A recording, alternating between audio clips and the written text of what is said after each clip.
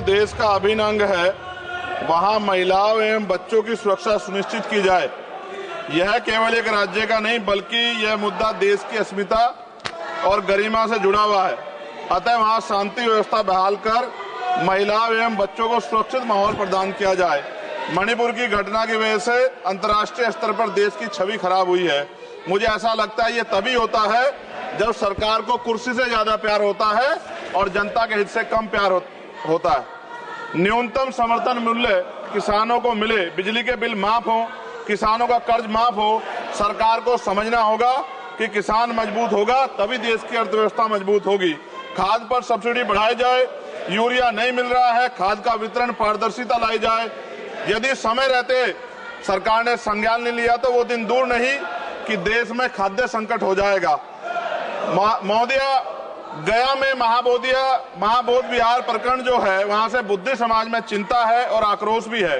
सरकार उसका हल करे, बुद्धिस्टों को उनका हक दे, जैन समाज की भावना का भी सम्मान रखे और ईसाइयों में भी हमले बंद हो और बहुजन महापुरुषों के विचारों को कार्य और पाठ्यक्रम में शामिल किया जाए। आज SC/ST पे एट्रोसिटी बढ़ रही है। जातिगत भेदभाव की वजह से बारातें रोकी जा रही हैं। अभी हाल ही की घटनाओं में कई ऐसी घटनाएं हुई हैं उत्तर प्रदेश में जहां जातिगत अपमान हुआ है।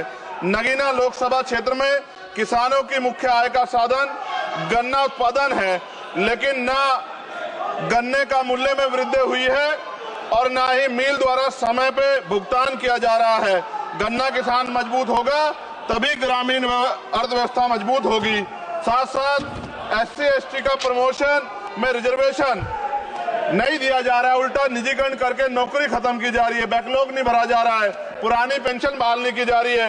ये सब बार बार मैं इसलिए बोलता हूं कि हमारे लोगों को पता लगे कि सरकार को उनकी परेशानियों से कोई फर्क नहीं पड़ता और वो समझे सरकार उनकी कितनी तेजी है। प्रधानमंत्री आवास योजना में जो मानक में बदलाव किया जाए, उससे बहुत से पीड़ित वंचित रह जा रहे हैं। कई बार ऐसा होता है और मैंने ये देखा अपनी आंखों से, किसी ने बरसात से बचने के लिए ईंटें लगा दी हैं, उनको मानक से बाहर कर दिया जाता है।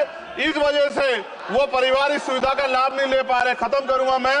इस वजह से उनके घर नहीं बन पा रहे और के 75 साल बाद भी लोगों पे घर नहीं है। शर्म की बात है। नगीना लोकसभा क्षेत्र में केंद्रीय विद्यालय खोले जाएं और जो पहले से संचालित केंद्रीय विद्यालय हैं उनमें किताबों से लेकर सभी आवश्यक एवं पर्याप्त सुविधाएं सुनिश्चित की जाएं ताकि क्षेत्र के बच्चों को गुणवत्तापूर्ण शिक्षा प्राप्त हो।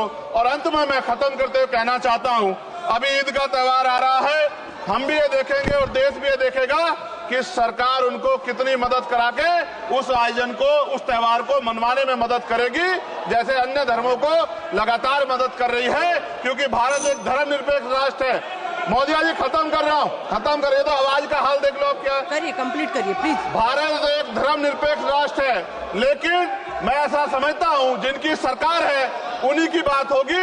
मुसलमानों की, जैनों की, सिखों की, रविदासियों की और बुद्धिस्टों की जो आंदोलन कर रहे हैं और पुलिस लाठी मार रही है, मैं समय रहते चेतित कर रहा हूँ। सरकार को चिंता करनी चाहिए कि बुद्धिस्टों का अपमान ज्यादा दिन बुद्धिस्ट बर्दाश्त नहीं करेंगे। महाबोध विहार हमारा हक है और वो देना पड़ेगा। आपका बहुत बहुत धन्यवाद। जय भीम, जय भारत।